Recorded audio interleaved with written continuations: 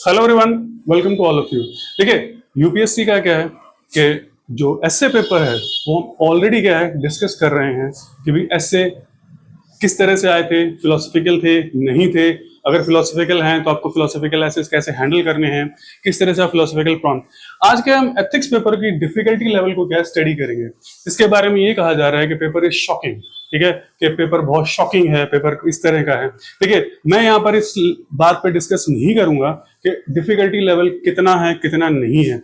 हम जिस तरह से एसए को डिस्कस कर रहे हैं इन सीरीज, उसी तरीके से क्या है एथिक्स पेपर को भी क्या है सीरीज में डिस्कस करेंगे और अनपैक करेंगे और डिकोड करेंगे, ठीक है, और डिकंस्ट्रक्ट करेंगे कि यूपीएससी ने एक्चुअली आपसे पूछा क्या है और आपको क्या आंसर्स क्या है देने चाहिए थे और किस तरह से आपको उन चीजों को हैंडल करना चाहिए था।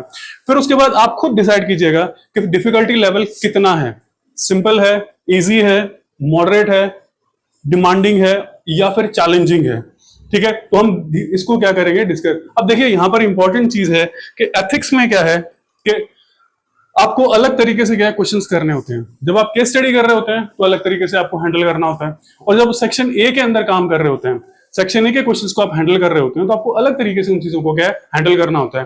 केस स्टडी के लिए अलग तरीका होता है जो सेक्शन बी में आपके आती है, ठीक है। और हम क्या है सबसे पहले बात करेंगे सेक्शन ए के क्वेश्चंस की, और धीरे धीरे क्या है एक एक करके क्वेश्चंस को हैंडल करना शुरू करेंगे कि किस तरह से क्या है आपको उन चीजों को हैंडल करना था और क्या उनमें न्यूएंसेस देखने थे, जिससे आप जो यूपीएससी ने ट्रैप आपके लिए लगाया है, क्या है जो यूपीएससी ने आपके लिए ट्रैप लगाया है, उस ट्रैप को आप कैसे क्रैक कर सकते थे, मींस उस ट्रैप से बाहर आप कैसे आ सकते थे। और इम्प्लिसिटली यूपीएससी ने किस तरह से आपसे क्या है पूछा है कि आप एक्चुअल में एक एडमिनिस्ट्रेटर की तरह सोच सकते हैं या नहीं सोच सकते हैं, ठीक है। मींस वो चीज यूपीएससी ने क्या है आपसे पूछी है इस बार, ठीक है। और एक चीज का ध्यान रखिएगा कि यूपीएससी ने सेक्शन ए में कोई ऐसा भयंकर कोई ट्रांसफॉर्मेशन नहीं कर दिया है कि आपको बहुत ही अजीब सा लगे। पहले वो क्या है उसी कॉन्सेप्ट को डायरेक्टली पूछती थी, अब उसी कॉन्सेप्ट को सिचुएशनल देकर क्या है आपसे पूछा गया है। तो हम स्टार्ट करते हैं इसको। सबसे पहले एक क्वेश्चन आपसे यूपीएससी ने पूछा था कि a business house is working on a project, means एक औद्योगिक घराना एक परियोजना पर काम कर रहा है, ठीक है, that could displace a forest community, कर रहा है जिसके कारण एक वन समुदाय अपनी प्राकृतिक आवास स्थान से विस्थापित हो सकता है, ठीक है। आवास स्थान से विस्थापित हो सकता है, थोड़ी गलती हो गई, विस्थापित हो सकता है, ठीक है। As the forest administrative officer, क्या है forest administrative officer of the district, what ethical challenges are you likely to face, उक्त जिले के प्रशासनिक अधिकारी के रूप में हम किन नैतिक चुनौतियों का सामना करेंगे, ठीक है। अब यहां पर एक चीज ध्यान रखिएगा आप, वेरी इंपॉर्टेंट थिंग, वो ये है कि यहां पर क्या है एक सिचुएशन दी गई है जहां पर एक बिजनेस हाउस है, ठीक है, एक औद्योगिक घराना है जो एक प्रोजेक्ट पर काम कर रहा है, ठीक है। I am pin Poynting the key words. और फॉरेस्ट कम्युनिटी को क्या कर सकती है डिस्प्लेस कर सकती है, could displace forest community from their habitat, ठीक है, यानी कि उसका जो निवास स्थान है वहां से क्या है उसे डिस्प्लेस कर सकती है। As a forest officer of that district, what ethical challenges are you likely to face, clear है, ठीक है। अब यहां पर क्या है कि अगर हम इसको डायरेक्टली देखें, ठीक है, तो यहां पर क्या होगा कि आप सीधे तौर पे इसे करेंगे कि फॉरेस्ट ऑफिसर क्या करेगा एसेस करेगा, ठीक है, approval of the project, clear है, approval of the project forest officer क्या करेगा एसेस करेगा, फिर एथिकल स्टैंडर्ड्स को देखेगा। अब यहां पर एक चीज इंपॉर्टेंट और है, ध्यान रखिए, व्हाट एथिकल चैलेंजेस, यहां पर क्या है एथिकल चैलेंजेस पूछे गए हैं, मींस नैतिक चुनौतियां कौन सी हैं, ठीक है, मींस नैतिक चुनौतियां कौन सी हैं। अब देखिए नैतिक चुनौतियां हर तरह की होती है, अप्रूवल से रिलेटेड हो सकती हैं कि अप्रूवल मिला या नहीं मिला, फिर उसके बाद में इंप्लीमेंटेशन से रिलेटेड हो सकती हैं, फिर रिहैबिलिटेशन से रिलेटेड हो सकती हैं, ठीक है, फिर उनकी और किसी चीज से रिलेटेड हो सकती हैं, फिर कंपनसेशन से रिलेटेड हो सकती हैं। तो यहां पर क्या है कि कुछ चीजें डायरेक्ट हैं, कुछ चीजें इम्प्लिसिट हैं। अब एक चीज का ध्यान रख लीजिए कि अगर कोई बिजनेस हाउस किसी प्रोजेक्ट को कर रहा है, ठीक है, अगर कोई बिजनेस हाउस किसी फॉरेस्ट एरिया में किसी प्रोजेक्ट को हैंडल कर रहा है या इंप्लीमेंट कर रहा है या आगे बढ़ा रहा है या उसको लागू कर रहा है, that means what, the approvals are already there, already there. Clear है? अप्रूवल ऑलरेडी आप उसके पास में हैं, ठीक है। और दूसरी बात, अप्रूवल का मतलब यह है कि the officer, administrative officer is in the loop of the approval, ठीक है। यानी एडमिनिस्ट्रेटिव ऑफिसर को पता है कि बिजनेस हाउस के पास लीगलाइज्ड अप्रूवल्स हैं बाय लॉ, वो बिजनेस कर सकते हैं, इस काम को कर सकते हैं, दैट्स फाइनल। तो मींस अप्रूवल को एसेस करने का तो काम ही खत्म हो जाता है, ठीक है। अप्रूवल को एसेस वो नहीं कर सकता क्योंकि अप्रूवल ऑलरेडी लीगलाइज फॉर्म में है, ठीक है। क्योंकि जब तक आप लोएस्ट लेवल से अगर रिपोर्ट अप धीरे धीरे अपर लेवल तक नहीं जाती है, तब तक ये अप्रूवल्स नहीं होते हैं। और इन अप्रूवल है तो means impact, environment impact assessment हो गया, रिहैबिलिटेशन की सारी चीजें होगी, रिहैबिलिटेशन कैसे किया जाएगा ये सारी चीजें होगी, कंपनसेशन कैसे दिया जाएगा ये सारी चीजें हो गई, और सारी चीजें कैसे होंगी, दिस आर डन। ये सारी चीजें क्लैरिफाइड हैं कि भाई इनमें क्या होगा। यहां ध्यान रखिए, what should be done, that is a point, कि क्या किया जाएगा इस फॉरेस्ट कम्युनिटी के लिए, ये सारी चीजें क्लैरिफाइड हो चुकी हैं, एवरीथिंग इज क्लियर नाउ। यहीं से बात आती है किस पर, where the ethical standard starts implementation.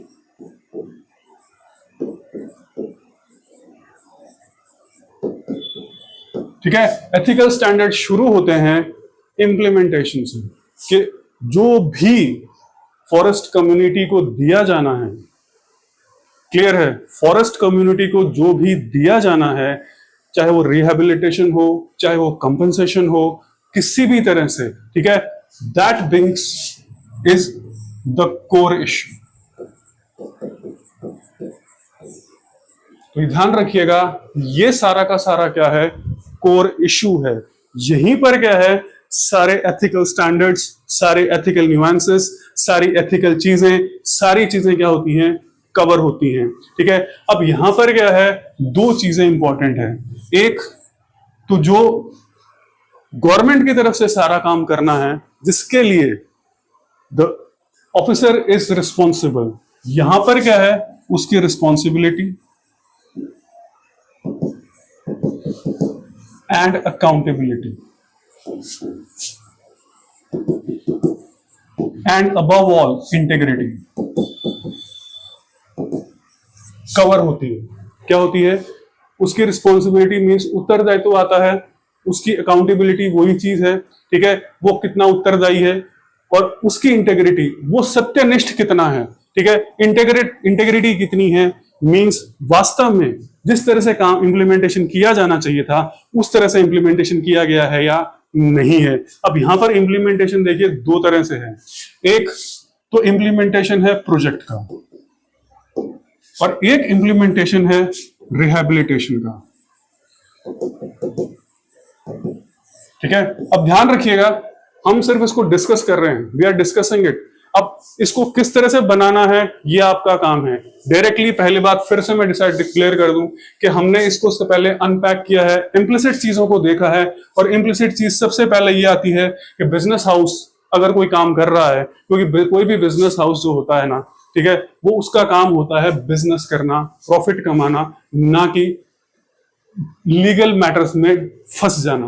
कभी भी कोई बिजनेस हाउस लीगल मैटर्स में फंसने के लिए कभी भी तैयार नहीं होगा। वो प्रोजेक्ट को तभी शुरू करेगा जब उसको ये पता होगा कि हाँ ठीक है, सारे के सारे लीगल मैटर्स, अप्रूवल्स वगैरह सारे हो चुके हैं, अब मैं इस प्रोजेक्ट पे क्या करूंगा, हाथ डालूंगा। क्योंकि अब अगर उसे रोका गया प्रोजेक्ट के लिए, ठीक है, अब अगर उसके प्रोजेक्ट को रोका गया, then he has the power, ठीक है, फिर उसके पास में क्या है, कोर्ट में जाने की सारी पावर्स होती हैं, फिर वो अपना काम कर सकता है। ये नहीं है कि वो बिना किसी अप्रूवल के काम करना शुरू कर दे, क्योंकि उसे पता अगर ऐसा मैंने किया तो स्टार्टिंग में क्या है, कोर्ट से स्टे लग जाएगा, ठीक है, तो ये सबसे पहला न्यूएंस इसके अंदर है। तो यहां से एक चीज क्या हो जाती है, खत्म हो जाती है कि अप्रूवल लेवल पे डिस्ट्रिक्ट जो ऑफिसर है वो कुछ नहीं कर सकते। दूसरी चीज यहीं पर आती है, यही चीज आ जाती है कि वो रिस्पॉन्सिबिलिटी, अकाउंटेबिलिटी और इंटीग्रिटी से काम कर रहे हैं या नहीं है, और दूसरा वो ट्रांसपेरेंट है या नहीं है। तो ये एक और चीज उसके अंदर आ जाती है। अब यहां पर क्या है, दो चीजें इंपॉर्टेंट है। एक, प्रोजेक्ट जिस तरह से उस प्रोजेक्ट को बनाया गया है, अप्रूव किया गया है, ठीक है, उसी तरीके से प्रोजेक्ट को इंप्लीमेंट किया जा रहा है या नहीं किया जा रहा है। This is most important point, ठीक है। मींस यहां पर क्या है, उसकी क्या करती है, इंटीग्रिटी काम करती है,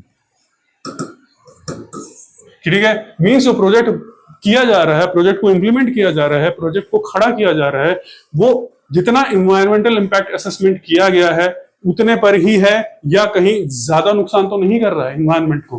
तो ये सारी की सारी चीजें क्या हो जाती है, इसमें आ जाती है। अब इन्वायरमेंट में सॉइल भी आ जाती है, इन्वायरमेंट में वाटर भी आ जाता है, इन्वायरमेंट में बायोडाइवर्सिटी भी आ जाती है, इन्वायरमेंट में ये सारी चीजें क्या हो जाती हैं, कवर हो जाती हैं। तो ये सारी चीजें क्या होगी, प्रोजेक्ट के, एक तो हो गया प्रोजेक्ट इंप्लीमेंटेशन, कि प्रोजेक्ट को किस तरह से इंप्लीमेंट किया गया है, ये काम है उसको देखना कि भी वो प्रोजेक्ट सही तरीके से इंप्लीमेंट किया गया है या नहीं। दूसरा जो पॉइंट आता है वो आता है रिहैबिलिटेशन। अब रिहैबिलिटेशन में सबसे पहला चीज होती है कंपनसेशन, ठीक है, क्योंकि फॉरेस्ट हैबिटेट है, उनका आवास है, मींस सबसे मेन चीज क्या है, उनका लाइवलीहुड है, ठीक है। उनका क्या है, लाइवलीहुड है, कि फॉरेस्ट क्या है, उनका लाइवलीहुड है। अब यहां पर चीज देखने वाली है कि कंपनसेशन में भी ये देखना पड़ेगा, ठीक है, कि कंपनसेशन में जो बेनिफिशियरीज हैं वो सही है या नहीं है। कहीं फेक बेनिफिशियरीज तो खड़े नहीं हो गए, क्लियर है, कहीं फेक बेनिफिशियरीज तो खड़े नहीं हो गए, मिडिल मैन तो नहीं आ गए। वो क्या कर रहे हैं, सारा का सारा कंपनसेशन, सारा का सारा monetary benefit, whatever it is, जो पैसा मिल रहा है डीबीटी, डायरेक्टर बेट ट्रांसफर्स वगैरह सिस्टम के जरिए, वो साइफन ऑफ तो नहीं हो रहा है। ये सबसे इंपॉर्टेंट चीज हो जाती है। क्या हो जाती है, ये सबसे इंपॉर्टेंट चीज हो जाती है कि सबसे पहले कंपनसेशन हो रहा है या नहीं हो रहा है, ठीक है। और दूसरा जो रिहैबिलिटेशन का काम है, ठीक है, उन्हें कहां बसाया जा रहा है, किस तरह से किया जा रहा है, वो प्रोजेक्ट के एज पर जो असेसमेंट था, जो उन्होंने कहा था हम ऐसा करेंगे, वैसा हो रहा है या नहीं हो रहा है। और तीसरा, जो गवर्नमेंट की तरफ से जो कुछ भी दिया जाना था, क्या गवर्नमेंट की तरफ से जो कुछ भी दिया जाना था वो दिया जा रहा है या नहीं दिया जा रहा है। ध्यान रखिएगा, फिर से चलते हैं। हमने क्या किया है, सिर्फ एक चीज को देखा है, दो इंपॉर्टेंट चीजें देखी। एक तो इसको जैसे ही हमने देखा कि बिजनेस हाउस अप्रूव कर रहा है, तो अप्रूवल्स ऑलरेडी हैं, ठीक है। तो मींस अप्रूवल को चेक करने की पावर उसके पास नहीं है। पावर कहां आ जाती है, इंप्लीमेंटेशन लेवल के ऊपर आ जाती है। तो यहां पर क्या हो गया, आपने क्या किया, दो कॉन्सेप्ट्स पर क्या किया, इनका इंप्लीमेंटेशन कर दिया। अब यहां एक चीज इंपॉर्टेंट और ध्यान रखिएगा कि this is a 150 words question, ठीक है। 150 वर्ड्स में ही इसका क्या करना है, आपको आंसर देना है। You have to answer only in 150 words. अब 150 वर्ड्स से ज्यादा एक्सीड करेंगे तो मे भी हो सकता है आपकी एक केस स्टडी छूट जाए, ठीक है। तो यहां ध्यान देने वाली बात यह है कि आपको इसको 150 वर्ड्स में ही लिखना है। और डायमेंशंस काफी सारी हैं, हमने कई चीजें कर ली, क्या है, कई चीजें कर ली, ठीक है। अब आप कितनी लिखते हैं, दैट डिपेंड्स अपॉन यू। आप कितनी लिखते हैं ये आपके ऊपर डिपेंड करता है। और ये आंसर आप अगर पैरा फॉर्म में लिखेंगे, पैराग्राफ फॉर्म में लिखेंगे, तो आप वर्ड लिमिट को क्या कर देंगे, एक्सीड कर जाएंगे। तो डायमेंशंस को क्या कीजिए, वन लाइनर बना दीजिए, ठीक है। डायमेंशंस को सारी को क्या कर दीजिए, वन लाइनर बना दीजिए, ठीक है, ताकि ज्यादा से ज्यादा पॉइंट्स को क्या कर पाए, आप कवर कर पाए और सारी चीजों को क्या कर पाए, क्लैरिफाई कर पाए। तो ये तो दो चीजें हो गई हमारे लिए इंप्लीमेंटेशन लेवल पे, एक जो प्रोजेक्ट इंप्लीमेंट हो रहा है वो, और दूसरा जो रिहैबिलिटेशन का जो सिस्टम है वो सारी चीजें। क्यों, क्योंकि सबसे बड़ी इंपॉर्टेंट चीज है कि लाइवलीहुड इज बीइंग इंपैक्टेड, सीधा लाइवलीहुड पे इंपैक्ट पड़ रहा है, ठीक है। क्योंकि वो सालों सदियों से, दशकों से क्या है, पुश्तों से वहीं रहते आ रहे हैं, और उन्हें क्या है, हटाया जा रहा है for the sake of development, ठीक है। उस डेवलपमेंट के लिए क्या उन्हें हटाया जा रहा है, तो सारी चीजें कवर होगी। अब यहां पर क्या है, सबसे इंपॉर्टेंट पॉइंट ये आता है कि आउट ऑफ बॉक्स क्या किया जा सकता है। ठीक है, आउट ऑफ बॉक्स जो है वो क्या किया जा सकता है, व्हाट कैन बी डन। ठीक है, आउट ऑफ बॉक्स क्या क्या किया जा सकता है जिससे जो बिजनेस हाउस है उसको भी फायदा हो, ठीक है, और जो फॉरेस्ट कम्युनिटी है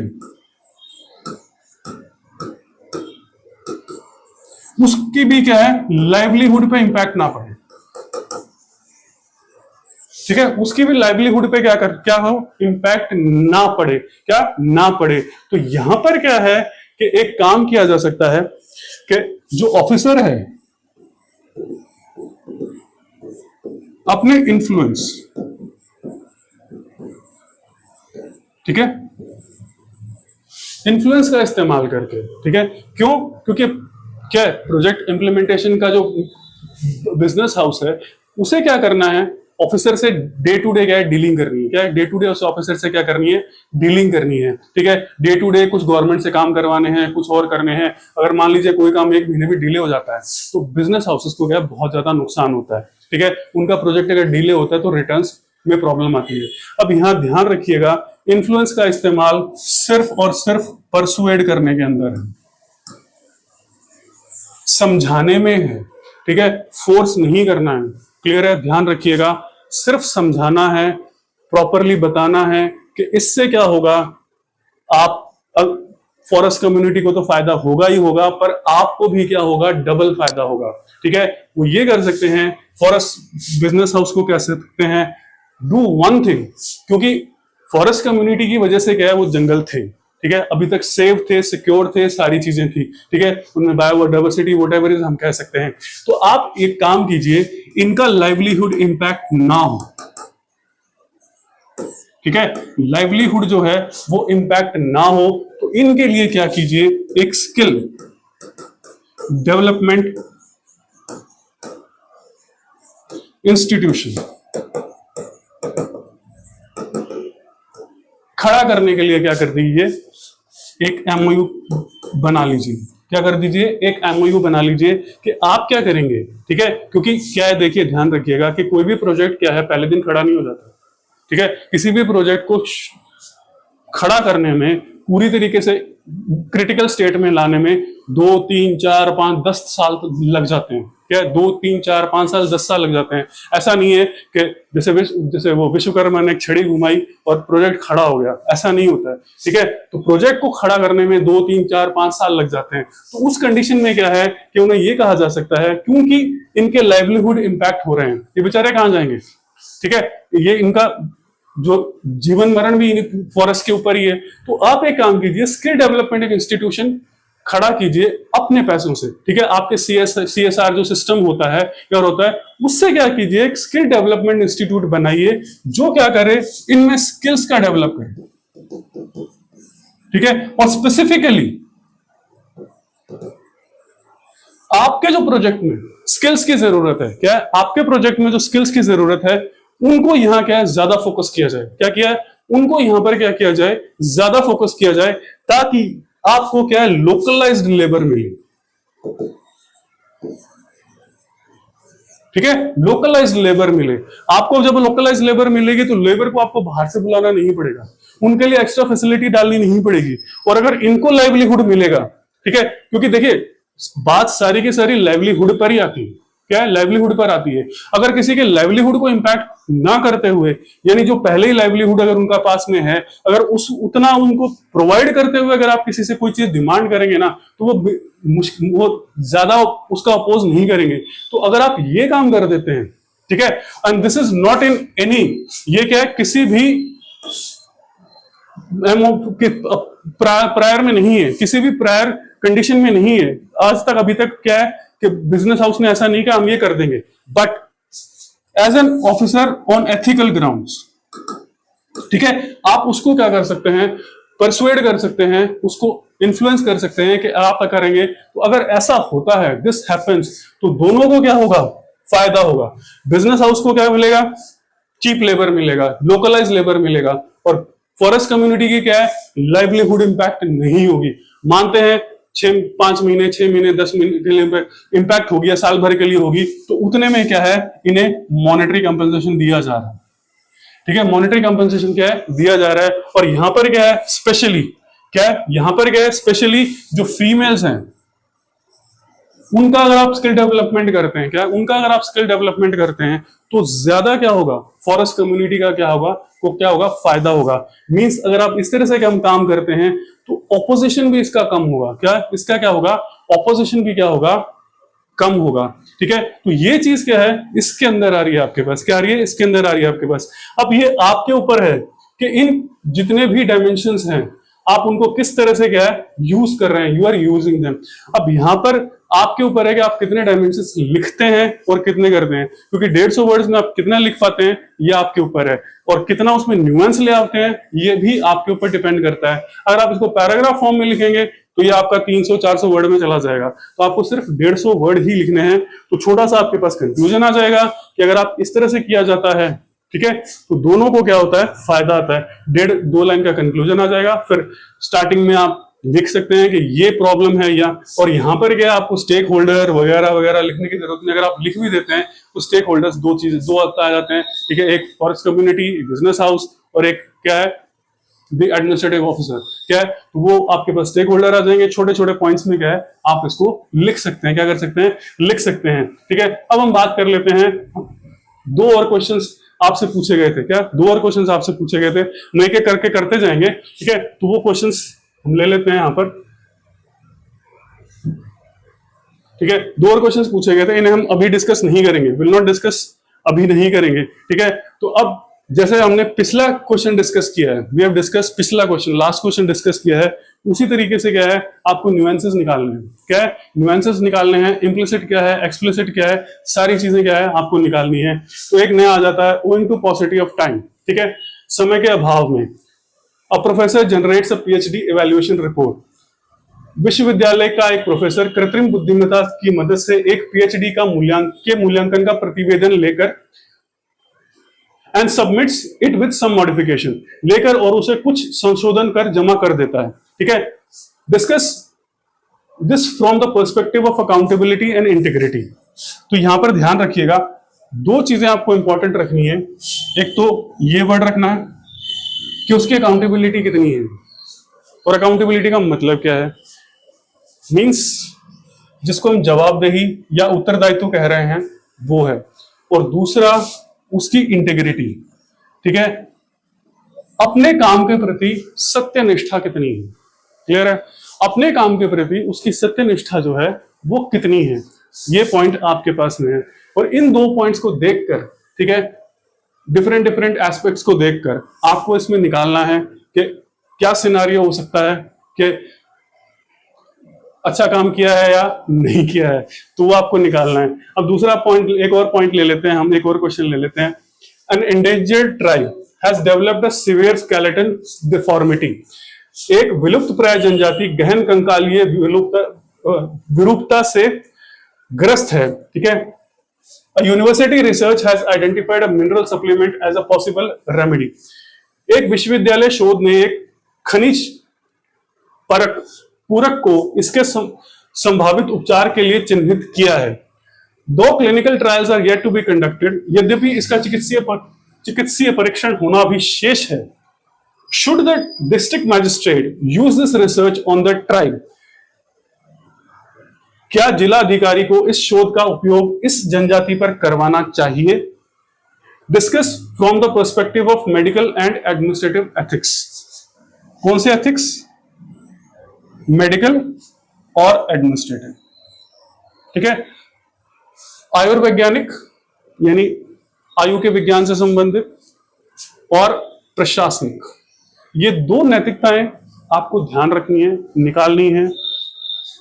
इम्प्लिसिट क्या, एक्सप्लिसिट तो हमने देख लिया क्या है, इम्प्लिसिट क्या है ये आपको देखना है। क्या है, you have to see what actually is implicit in it, कि इसमें इम्प्लिसिट चीजें क्या हैं, क्या क्या न्यूएंसेस हो सकते थे, क्या क्या सिनारियोज हो सकते थे, किस तरह से एक एडमिनिस्ट्रेटिव ऑफिसर या डिस्ट्रिक्ट मैजिस्ट्रेट है वो किस तरह से क्या है इस सिचुएशन को क्या करेगा, हैंडल करेगा।